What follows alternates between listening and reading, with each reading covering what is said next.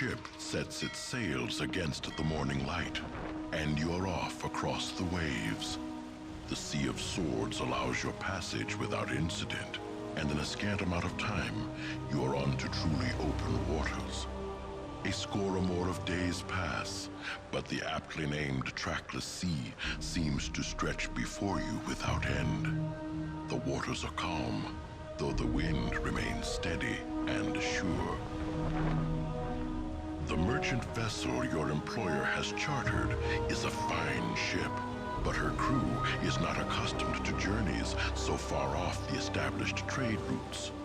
The more superstitious among them speak of a great waterfall off the edge of Faerun, of a secret elven nation that scuttles all that dare come near, or even of island-sized turtles that eat whole ships. Such fancy weighs heavily on the minds of nervous sailors, and the mood aboard ship slowly turns. Tensions begin to mount, and rumors of mutiny threaten your resolve. It is a mixed blessing that all aboard are soon given a very real danger to occupy their thoughts. The storm comes without warning and hits with a fury that seems almost deliberate. Gale force winds toss the ship about like a cork, and it is all the crew can do to keep her afloat.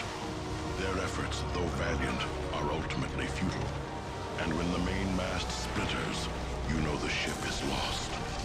As the hull gives way, there is a glimpse of something in the distance, a steady illumination against the black of night. Grasping debris for flotation, you abandon the wreck and begin to swim under the heavy burden of your equipment. You head towards the glow, hoping it is not a sea wisp or some other nefarious trick of the eyes. You awake the next morning with a mouthful of sand. You are waterlogged, exhausted, and you have an aching pain that lets you know you are very much alive. The ship is so much kindling. There is no sign of the crew, but there do appear to be footprints in the sand.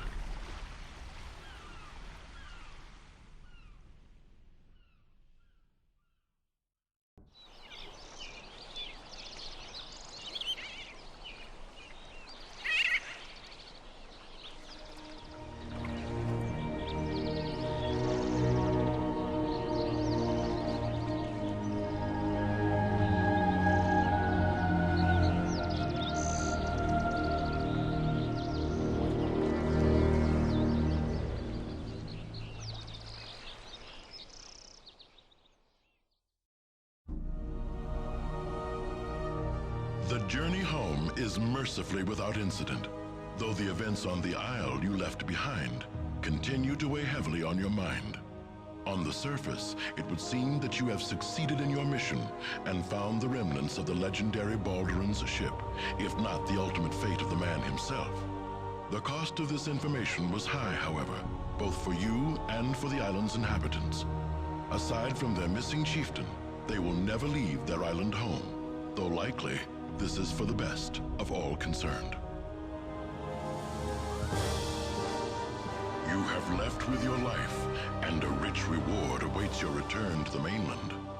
Mendus will be waiting to hear of your triumph, and it is quite a tale you have to tell.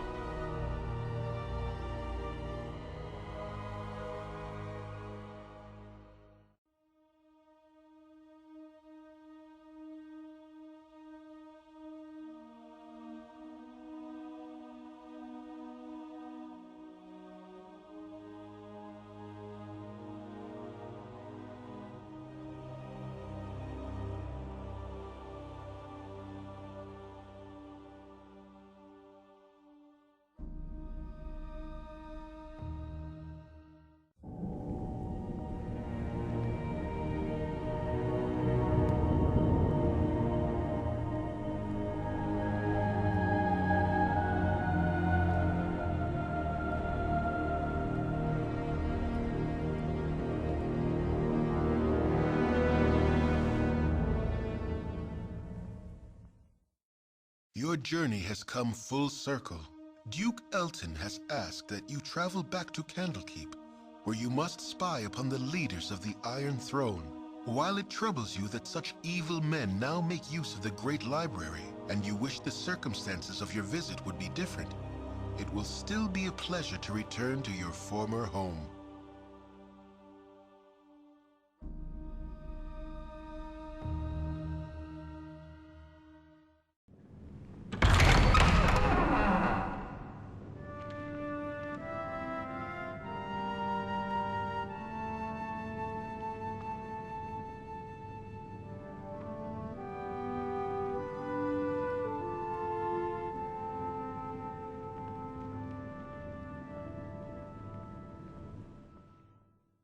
Life continues to be quite the challenge.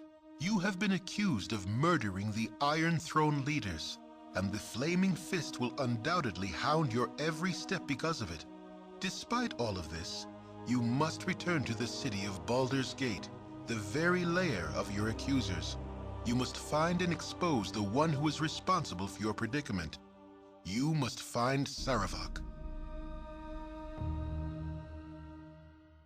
You close your eyes tonight, and Candlekeep wins its way into your dreams. With a flash of memory, you are a runt of a child once more. Gorion dragging you through the gates of the Citadel. Aged as he ever was, you still have to run to keep up with him. He has an important meeting with Ulrant, the Keeper of the Tomes. An important meeting about you. Funny, you don't remember it. As you stand outside the doors of the inner keep, you can hear the shouting from within.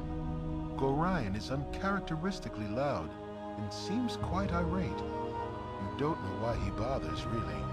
No one seems to want the two of you around. As you trace patterns in the water of a fountain, a reflection distracts you from the argument. A large raven has perched atop a stone wall and stares directly at you with huge black eyes. You stare back through the mirror of the water and are suddenly afraid to meet the bird's gaze any other way. It has claws for feet. You think to yourself, little skeletal claws. The doors of the keep suddenly swing open and Ulrant storms out. He glances at you for a moment, but looks away as he speaks. You both can stay, he sneers, but mark my words, that child will be the death of you. A flash of memory once more, and Gorion walks out of the keep as he is today, dead. You drop your gaze back to the water so as not to see. The raven is gone, but your own image remains. Your eyes are black, like those of a bird. Like father, like child, the reflection says. You wake with a yell, predictably unrested.